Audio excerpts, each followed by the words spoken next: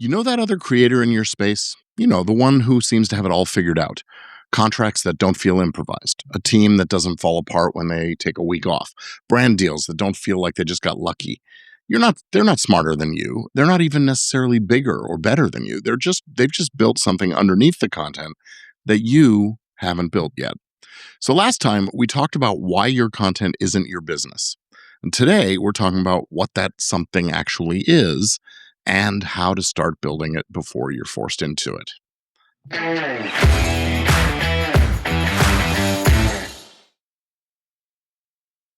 I'm Gordon Firemark, the podcast lawyer, and I have been practicing entertainment and media law since 1992. I've been a podcaster myself since as early as 2006 or 7, and that means that I've had a front row seat to just about every version of this problem that you can imagine. Now, last episode, we drew a hard line between your content and your business. Today, I want to make that idea useful because your content isn't your business is a nice thing to say. It's a nice sentence, but it doesn't really tell you what to actually do about it. So here's our plan. I'm going to walk you through the 5 things that actually make up the business behind your content. I'm not going to fully solve all 5 today. Some of them deserve and are going to get in future episodes. A full episode on their own in the weeks ahead. But what I want you to do and walk away with today is which of these 5 is your biggest problem. Once you know that, you'll know exactly which episode you want to come back for. I'd rather you did it all, but we'll give you a little bit of a roadmap. So let's start with a question I want you to sit with for a second. If you were to stop publishing episodes tomorrow, no new shows, no new videos, nothing, what would still be left? Would you still have an audience you could reach directly? Or does that audience belong to a platform that could change its algorithm on a moment's notice, or change its policies, or just change its mind at any time without having to ask you first? Would you still own your name, your brand? What about your back catalog? Or are those things that you've just been assuming are yours, the way most creators do, right up until someone else starts using them? Would your team, your editor, your co-host, your virtual assistant, would these people know exactly what's supposed to happen next? Or would that get sorted out through a series of increasingly uncomfortable text messages or emails or shouting matches? If most of your honest answers on this are, I'm not sure, well, then you're not alone. And that's not a knock on you. It's actually the default state for almost everyone who builds an audience, a podcast, before they build a business. So here's a scenario I hear some version of almost every day. A couple of people started a podcast together. They didn't have an operating agreement, a written understanding of who owns what. It's just a couple of friends who liked making a show. But fast forward a couple of years, and now the show is actually working. Sponsors are interested. Brands are excited. It's making a little money. And that's exactly when the relationship starts to fall apart. And now there's a real fight.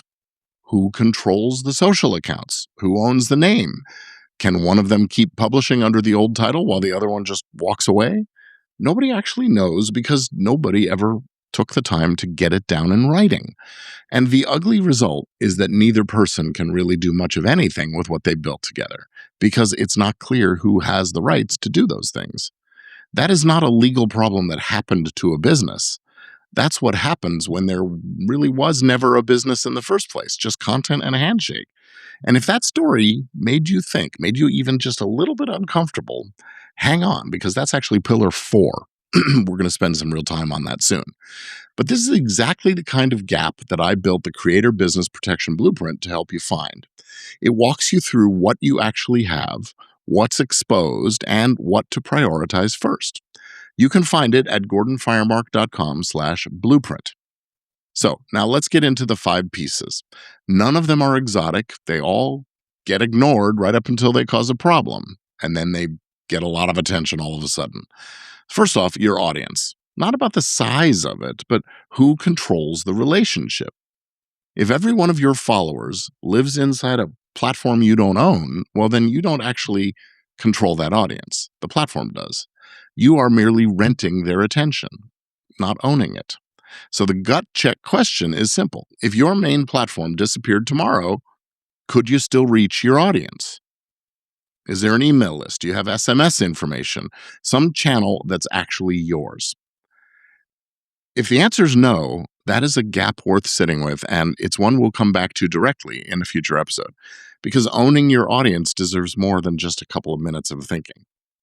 Now, second, your intellectual property, your name, your show title, your show content itself.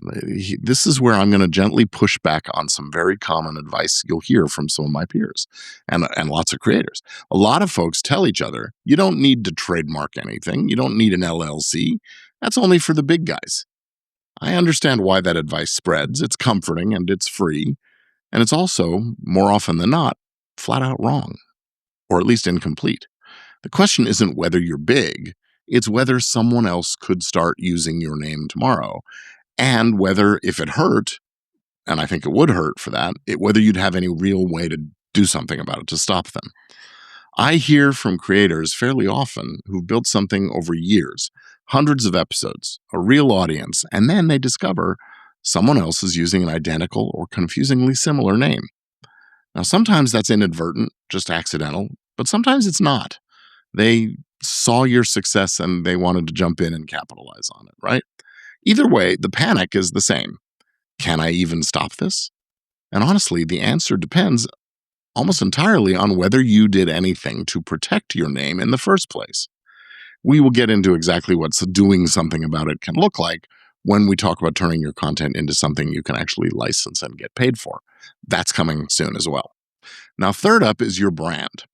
This is bigger than a logo. It's whether what you've built is actually distinct, recognizable, differentiated, and defensible, or whether it's a name and a look that a dozen other people could possibly be using right now. A brand that's genuinely yours is an asset. A generic or merely descriptive one, well, that's just decoration, and it's not even that good decoration.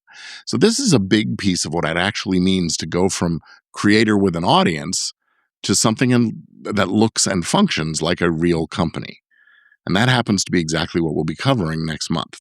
Now, fourth is your relationships with co-hosts, editors, guests, contractors, anyone else who touches what you make. This is where I see the most avoidable damage, honestly, because it's the easiest thing to fix on the front end and the hardest thing of all to fix after the fact. A short agreement at the very beginning of things, covering who owns what and what happens if someone leaves, costs relatively little. Very little, actually. But sorting out the same questions after a falling out, well, that costs a lot more money, and usually it costs the relationship itself. So if you've got a co-host, an editor, or anyone else in the mix, and you're not sure what's actually in writing, I'm going to leave you hanging on that one. We've got a full episode coming up that's literally about the contracts every creator business needs, and another right behind it on the legal risks when you're building out a team.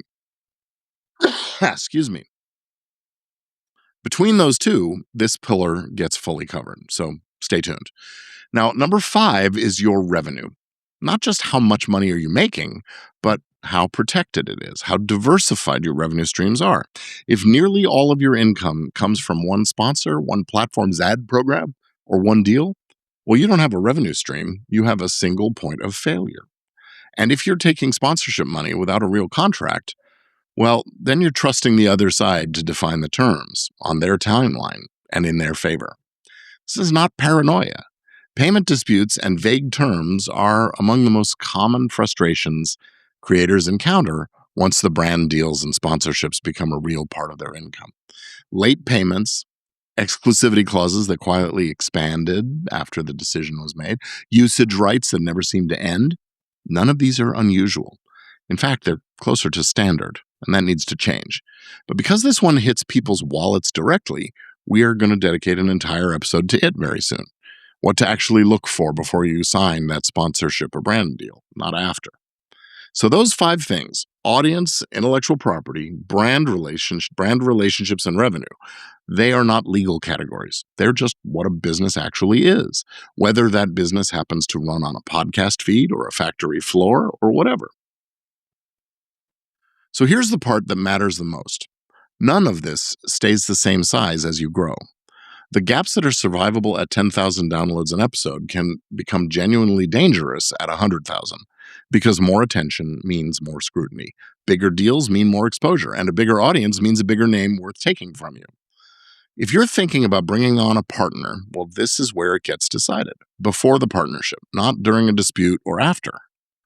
If you're thinking about raising your rates or signing a bigger sponsor, this is the kind of thing that determines whether that deal actually protects you or just obligates you.